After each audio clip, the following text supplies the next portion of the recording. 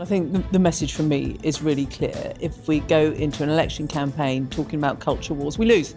It's nonsense. The Tory party and the Tory press really underestimated where the British people were, and I think they're making exactly the same mistake. On the flip side, you've also got Labour not really wanting to talk about this issue in general. Common sense hits and you look at it and go, oh, good grief, who dreamt that up? Hello and welcome to the Political Fourcast. This week, has politics become a triumph of style over substance? The two main parties are clearly in election mode. Don't call it a pledge card, but Keir Starmer launched Labour's first steps to change Britain.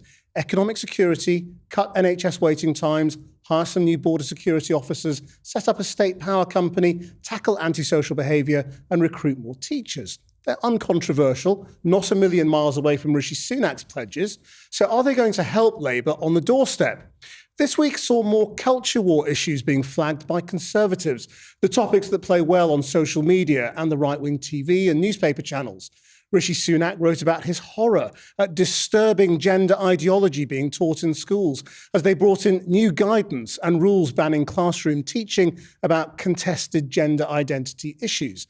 And of course, there was some confusion about whether the Minister for Common Sense wanted to ban rainbow lanyards for civil servants or not.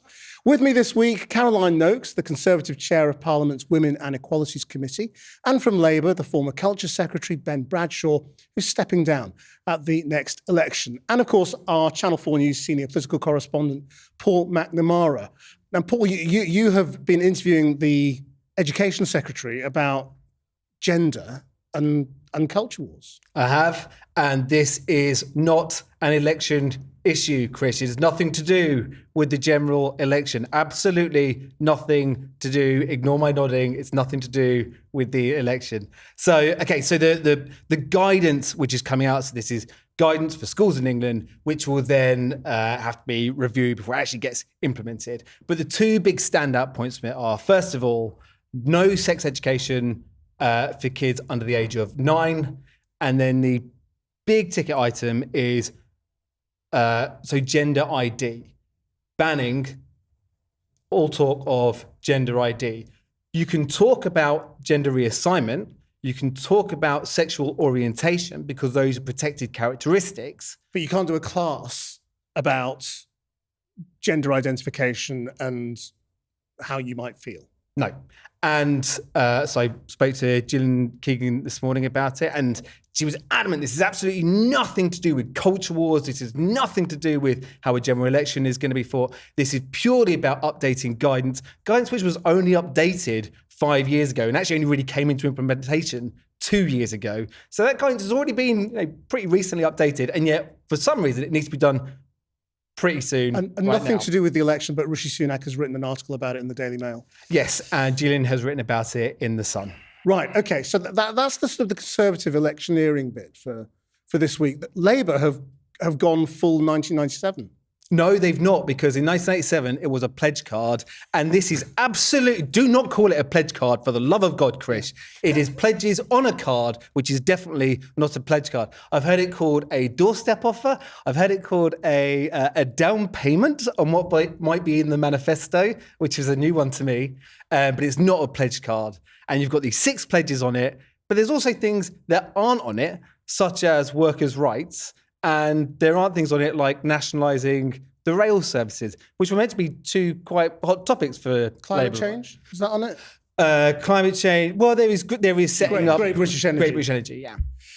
Ben, I mean, what is the point of these? I mean, you will remember the 97 election because that was your great entry into Parliament. I mean, how much difference did the pledge card make on the doorstep? How useful do you think this will be? It was a useful tool, and I think what these do is they give the voter a list of retail offers which show a direction of travel and show the values of the party.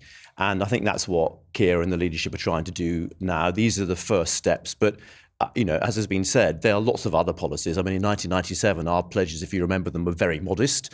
They were quite similar, not completely identical to the ones this time. but we did a hell of a lot more in government. I mean, the minimum wage was not on the pledge card, for example. So I think they're useful, and I think they show direction of travel, and I'm glad that Keir's taking something out of the very successful Tony Blair playbook. He's very front and centre on it as well. There's a slightly grey picture of him, it has to be said, on this card.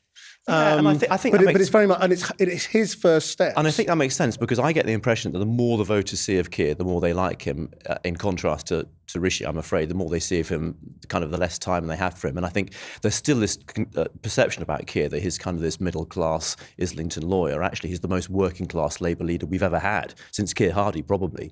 And I think you'll hear a lot more about that story and about his childhood and his upbringing informing his values, and these values now being transformed into our political programme for government. Caroline, what do you make of it? Oh, look, a card that isn't a card. I've seen pictures of it. It's a bit sort of concertina, more of a fan than a card.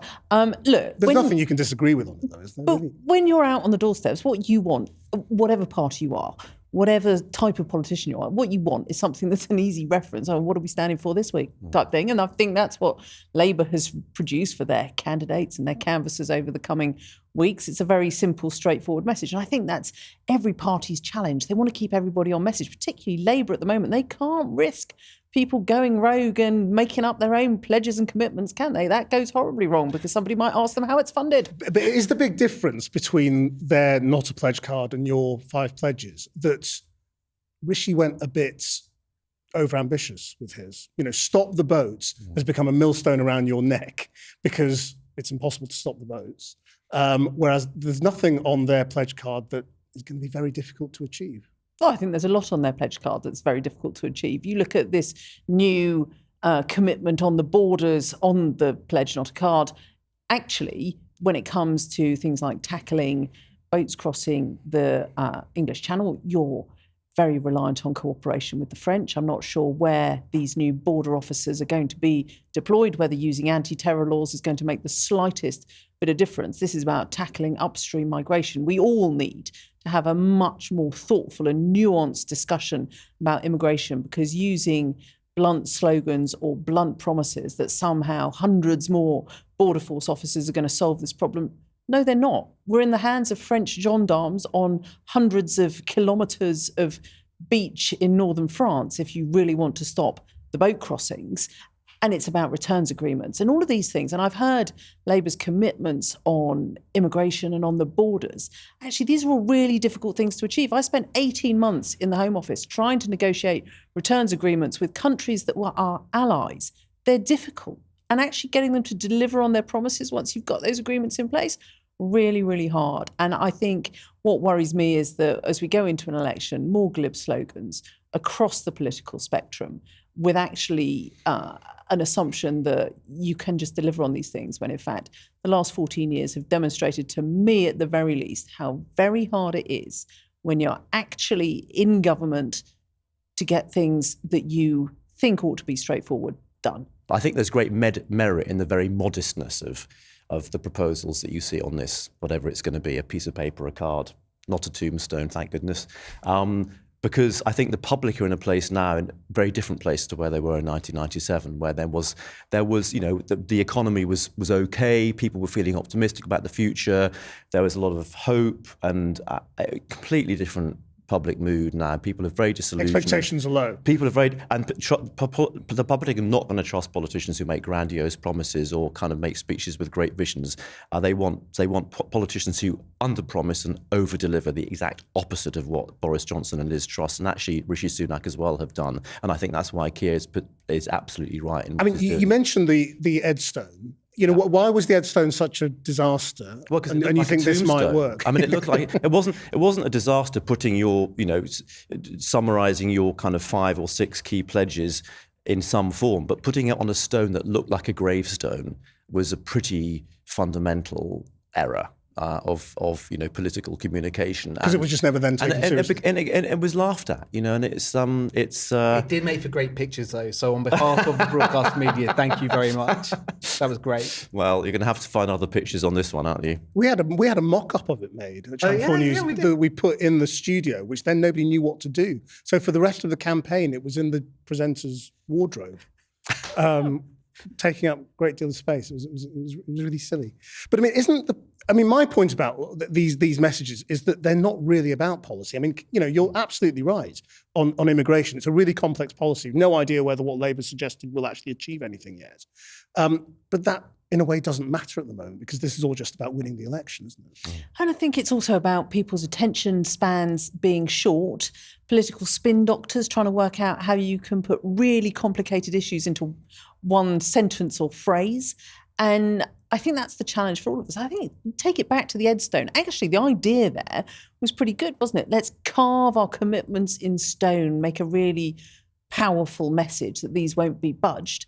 And then it looks like a gravestone. And I sometimes do wonder whether we let kind of teenagers out of the closet to make up some of our messaging techniques, and common sense hits and you look at it and oh, good grief, who dreamt that up?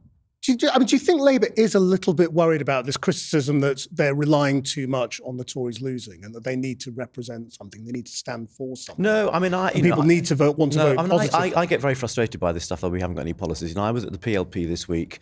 Louise Hay, our very able Shadow Transport Secretary, rattled off a whole stream of radical, transformative but sensible and deliverable policies.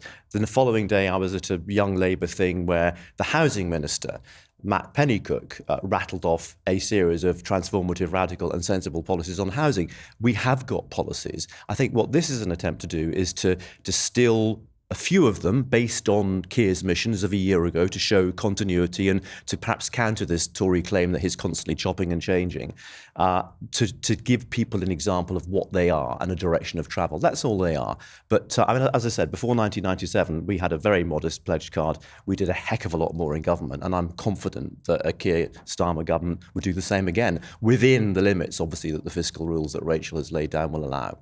I've heard a few Labour figures saying this, talking about transport and nationalisation of the railways and housing, neither of which are on the card.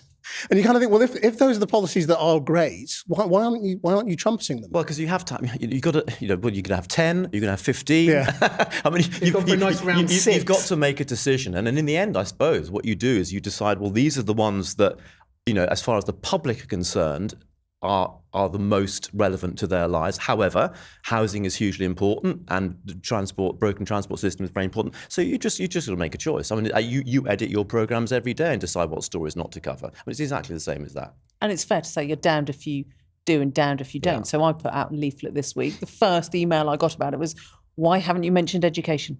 And there's your stark choice, is that you run out of paper. And you run out of people wanting to pay attention to the messages. So you have to distill them into short, effectively sound bites on paper. You have to make sure that you're hitting the buttons that you think you want to.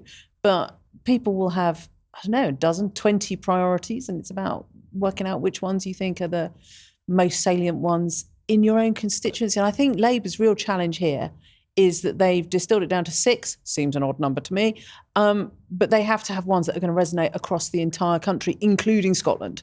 And that is not easy. Apparently. They're going to be slightly different in Scotland. Scottish Labour, my understanding is that they might be slightly different in Scotland.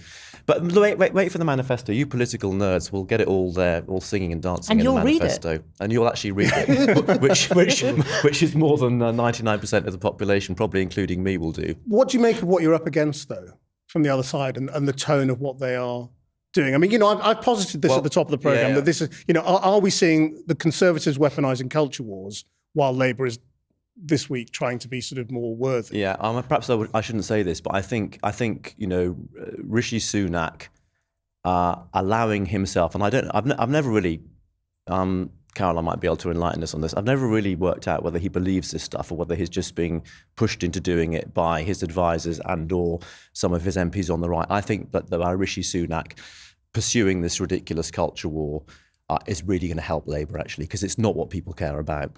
You must spend it on a doorstep, the pair of you. When you're out campaigning, how much this comes up? Never. Absolutely never. And there you've heard it from Labour Exeter and Tory Romsey. Never. It's an obsession of a very small number of people, mainly on the far right of politics. And it's completely inexplicable to me as to why Sunak thinks that there's political capital in pursuing this. I think all it does, I mean, you've seen it with the lanyards rubbish this week and all the tax on trans people. People sort of think, why are they talking about this when I can't get to see a dentist? I can't get to see my GP. You know, there's antisocial behaviour on my street. I mean, it's inexplicable to me. But you know, let them carry on doing it, because every time Sunak talks about toilets, the Tory vote goes down. What are you saying to? Oh, look, so toilets, I think, is the classic denigration of politics to the lowest possible level. Let us focus on loos. I get a lot of criticism for my view on gender-neutral loos, which, to be frank, it boils down to design.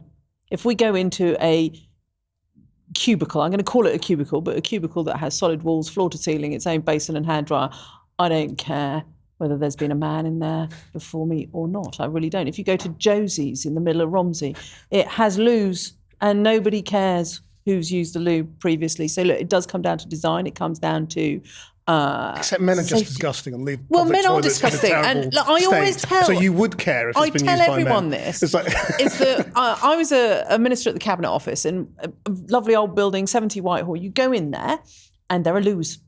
And nobody complains about them. When I then moved to the Home Office, they just had $100,000 refit of the lavatories to make them gender neutral. First day I walk in there and I said, oh, hello, what's going on here? And I was told, well, the ladies' gender neutral loos are on the right and the gentlemen's gender neutral loos are on the left. So $100,000 hadn't worked as a principle. But then the signs started going up. Krish, this is to your point. Please close the door when you're using the cubicle, because apparently gentlemen need to be given that information. This is a loo, not a urinal. Yeah. And so look, I just want people to feel confident, secure, happy in the lavatory that they're using. I went to a brilliant shared office space in Finsbury, probably a year or so ago, and they had ladies' loos, they had men's loos, and they had gender neutral loos, and you just went and used the ones that you're comfortable with. And isn't that what we want? We want people to be comfortable, confident, safe, happy. I don't think it's a big ask. When stuff like, say, when the Education Secretary is coming out with new guidance, saying, right, now we don't want gender ID spoken about in schools. As a Conservative MP, what do you then feed back to senior echelons of the party? Are you saying to them, why are we doing this? Well, I think the message from me is really clear. If we go into an election campaign talking about culture wars, we lose. We need to go into an election campaign talking about the economy. Some great news on the economy last week, and employment remains buoyant. So those are the messages we should be focusing on. If you look at the schools in my constituency, we had another great school, Cantel, brilliant head teacher, Harry Cutty, he will like the name check, rated as outstanding 2 weeks ago. And that's what people want. They want their kids to be in great schools. So we should be focusing on the fact that there are more children in good and outstanding schools than there were 14 years ago. And that's my message to senior members of the party. And the big thing I say, and you would expect this from the chair of the Women and Equalities Committee, I want them to talk about safety. Specifically, Respect. I want women to feel safe. And I don't mean just safe on the streets. That's crucial. I want them to feel safe in their employment. I want them to feel safe in the knowledge that there will be a health service there for them when they need it, that their children will be in great schools, that the message around safety and security cannot just be about spending more on the MOD. It has to be about how we all feel within our own lives. Do I feel safe in my home area? Do I feel safe in my employment circumstances? I mean, I don't, but I want my constituents to. There's a serious point about this cultural issue, particularly as regarding trans people, and it is not a victimless political campaign. Hate crime against trans people has absolutely exploded in the last few years, and it's not coincidental. There are families out there with trans and non-binary kids who will be asking themselves, and it's still not clear what the government's actually going to do about this. It's a complete mess. Are they going to stop people talking? Apparently they're not going to stop people talking in schools about gender reassignment, but you can't talk about gender identity. Well, how can you talk about gender reassignment without talking about gender identity? It's nonsense. But there are people out there who are anxious and are suffering as a result of this. And it reminds me very much of the culture war that was raging when I first got involved in politics that led to Section 28. And when there was a culture war about gay people, we were all predators, we were all danger to other people. And in that 1997 election, the Tory party and the Tory press really underestimated where the British people were. And I think they're making exactly the same mistake now. But Rishi British Sunak people clearly does are in a think better place than that. There is mileage in this, doesn't he? Because he has had a go at Keir Starmer about he doesn't know what a woman is since day one. And maybe there is, because, there is a constituency in the press, there are prominent writers. There's a constituency in the press, but is there a constituency in the country? And look, I'll concede, I'm the chair of the Equalities Committee, but some of the most moving testimony evidence we've had in front of that committee came from trans young people. And they weren't ultra young, they were all over 18, but they were still young. And they wanted to come and share their experience and talk to us about how they had found the challenges growing up, unable to access good advice, unable to access good healthcare. And for my part, I just want my party to go and speak to those people and recognise that we are a really tolerant, inclusive society that wants people to get on, regardless of their gender, regardless of their sexuality, their race, their religious beliefs, so much. And when I talk to my constituents, oh my goodness, they just say, we would rather there was a focus on some real bread and butter issues that we might choose how to vote on, as opposed to trying to demonise young people who might be questioning their gender identity. But there's an assumption, isn't there, that immigration is a red wall issue and that everybody in the red wall wants to stop the boats and stop immigration and is anti-immigrant, and that gender is a sort of a common sense, middle class, middle England I think issue. Romsey and are both of those things wrong? I think Romsey is about as common sense, middle class, middle England as you could possibly get. They are not talking to me about culture wars in Romsey. And the problem that the Tories faced in 97 with their kind of homophobic kind of moral panic was that by then, most people knew someone who was gay. That's different with trans people. And as Caroline's just said, one of the problems is that too many of our colleagues have never met or engaged with a trans person. However, there's hardly a school in this country now that doesn't have a trans or non-binary student in it. Yeah. So these schools and these students are already dealing with this problem. And so the idea that these people should be demonised and you shouldn't be allowed to talk about them or acknowledge that they exist, I think will lead to a big backlash against the Conservative Why aren't we Party. culturally then so different to other countries? I mean, you look in Europe and America, populist politics is still on the march, and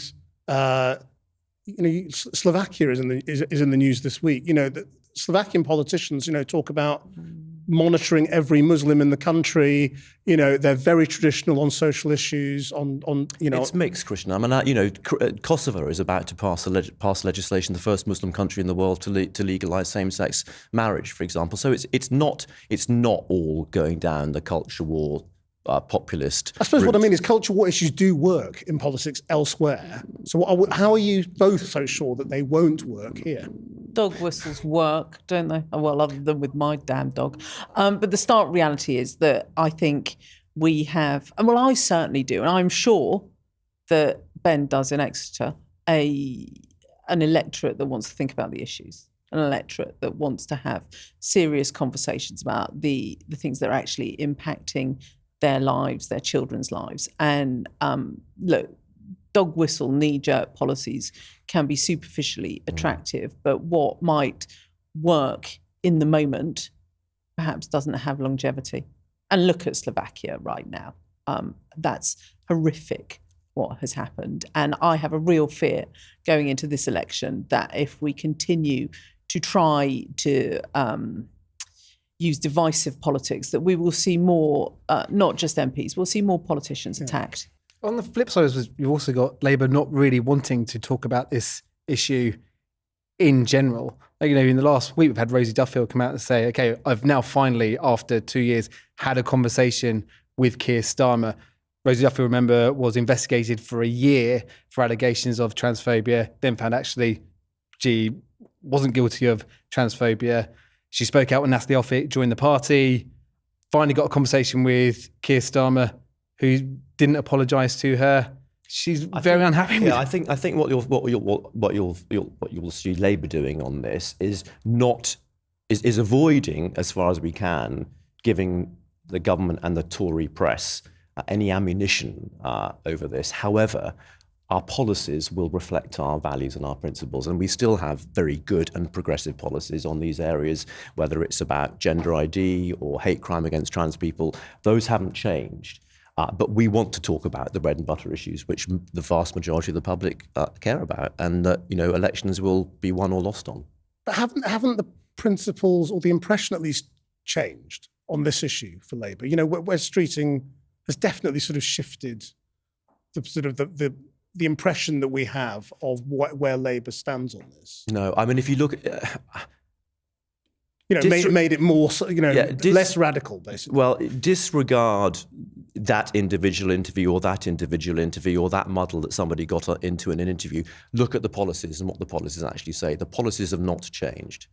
Labour's commitment to equality has... The only thing that's changed is we've backed away from complete self-ID, but we still are committed to modernising the gender reform legislation, which is pernicious. And in fact, Caroline's own committee has done a report on this. Yeah, but I think that taught me very early on how contentious gender issues could be. The committee did a report, and I'm going to forget the year, on the Gender Recognition Act. Look, I probably would be regarded as one of the radical supporters of self-identification and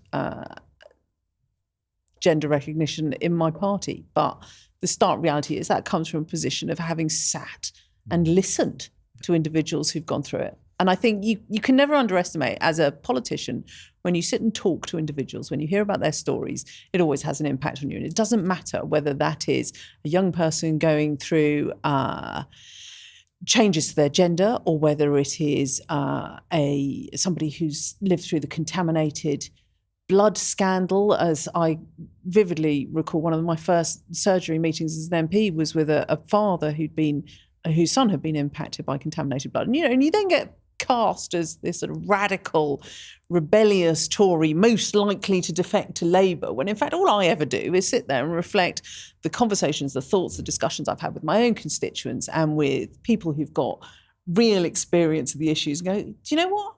What do I think about that? Am I just going to be guided by the whips and blindly follow into a lobby, or am I? Very welcome, by the way. So I said that to Lynn Brown yesterday. Everyone seems to think that I'm off to Labour, and I said to Lynn at lunch yesterday, I said, nobody from Labour's ever even asked me. I've never had a conversation. At which point she said, well, you can come. Please come. And, your red dress caused a stir, didn't it? Deliberately. Do you know, Caroline, for the sake of the national interest, I hope you stay in the Tory party and fight to get your party back. What really matters to me, and I don't know how long I've been a member of the Tory party for. I think 97 was probably the year I formally joined. I've stood as a Conservative in every election since 2001. And I believe really strongly in a one-nation Tory party that tries to give everybody opportunity and encourages and fosters people to get the best that they can for themselves, their families, their communities. And that's the message I want my party to go into the election with. And it's the one I'll be proposing after the election, should I win my own seat. You say that deliberately, don't you? Because that's what you did, Ben. I stayed and fought to get my party back. Yeah, and while colleagues of mine, Chukramuna and others, buggered off, left.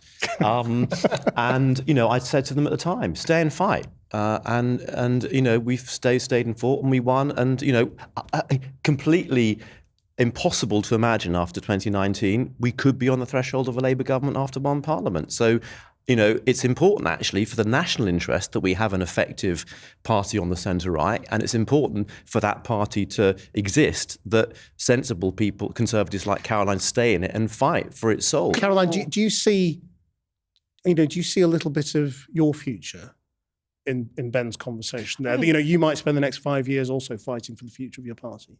So over the Corbyn years, I saw good friends in the Labour Party really struggling. And I can remember when I was perhaps in my depths of despair at Boris Johnson, turning to Ed Miliband and saying, just talk me through this. How do you cope? How did you cope with Corbyn? And he looked at me and said, you just keep going. And that's the way I I viewed those years, I think it matters. It matters. Our whole system is predicated on having a strong opposition that holds the government to account. And we saw what happened during Jeremy Corbyn. Yeah. We saw, respect to Ben, the early years of Keir leading the Labour Party, they were not doing a good job. Now, you can argue that it was challenging times. We had COVID, etc. We had a massive 80-seat majority in the Commons. That's a tough gig for any opposition to tackle. But our system only works properly if you have a strong opposition holding the government to account. What matters to me is that the Conservatives put forward a decent platform at this election and that we win it.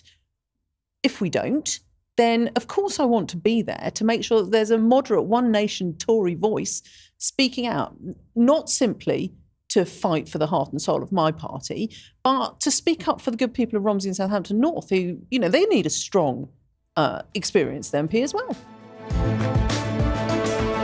Well, on this podcast, we also discuss what politicians aren't talking about. And the funny thing is that this week, the thing that they're not talking about is what they had been talking about non-stop for the months beforehand. And Paul, is Rishi Sunak going to be ditched? And is there going to be an early election? Yeah. So 2 years ago, about this time 2 years ago, all the talk was get ready for Rishi. And about 2 months ago, it was get rid of Rishi. And now it's silence.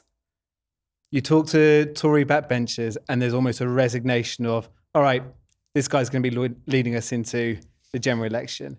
I was talking to one the other day and he made the point about himself, but it was kind of a point really about the Tory party and Rishi Sunak as well. He was saying that when you go knocking on doorsteps, so the thing to be worried about isn't when people are giving you a grilling and a kicking because they care then. It's when they're just polite and non-committal and just say, oh, yeah, no, I haven't quite decided who I'm voting for yet, because it's an easier conversation than saying, I'm not going to vote for you because you're rubbish. And he's getting an awful lot of people on the doorstep now just being really polite. And it's the same now when you talk to previously very angry people, very anti-Rishi people, who are just quite polite about him. Yeah, he'll lead us into the general election. So that talk of ousting him really has quietened down. He's your man. He is my man, and his parents are my constituents. And Rishi grew up in my constituency, and I have never been a plotter against Rishi. In fact, you have been a plotter. I don't think that's remotely true. I have never plotted. I've been completely candid and outspoken in my opposition to leaders. No one can accuse me of hiding away in the corners and whispering in people's ears. No, I take to the broadcast media when I think it's time for a PM to go. So look, the stark reality is that anybody who ever thought it was a good idea to change PM again was nuts. And we are going to go into the election, whenever that is, with Rishi as the PM. In my constituency, he's an electoral asset. But I'm going to tell you a nasty little anecdotal story that comes from one of my great colleagues, a lovely person, who says, look, this is a bit, the conversations on the doorsteps are a bit like when you've served the decree nisi and you're just waiting for the absolute. So there's no point in arguing anymore. And she said that to me. She said, look, is that where people are? No, in my constituency, actually, what they're saying to me is, hi, Caroline, how are you? They all recognise me. And look, we want the Conservatives to get their act together, to stop arguing amongst themselves, because we know that you are the party that will be better for government. Well, as usual, we will end the podcast with a long-range forecast. So just in a minute, how do you see things playing out, Ben?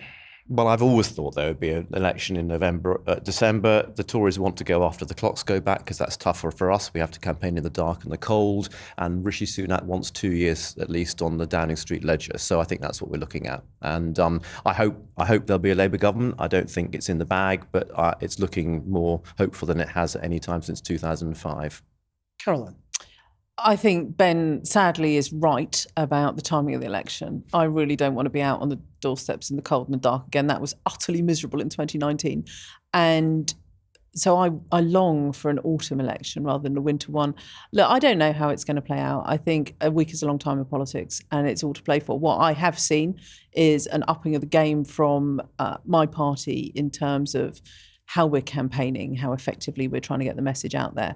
The focus on the seats that are important to them and what we have to do to win. And don't forget, there are hundreds of Tory MPs working phenomenally hard to get back in and to make sure that we stay in government. Paul? Yeah, kicked into the long grass. All that talk of early election out the window. You talk to senior Tories now, it's November, or actually some of them are fearful of now. The talk was going to be, let's do party conference, launch it either at, in Rishi's speech or just after. But their fear now is because of how Rishi Sunak does politics is maybe he just gives it a week or two, just see how, maybe if the polls get a little better, see if there's a post-conference bounce. And all of a sudden you're looking at an election on December 12th. And that's horrible, cold, wet. And it may be miserable for the people knocking on the doors, but it didn't stop Boris Johnson winning a convincing victory. So in sort of electioneering terms, I don't think it will affect the wouldn't result. be a disaster. No, I think hanging on, if anything, people will get more irritated the longer it goes on. And actually head torches and cagoules are not too much of a... That's my look. Really. And on that bombshell, that was this week's Political Forecast. Bye-bye.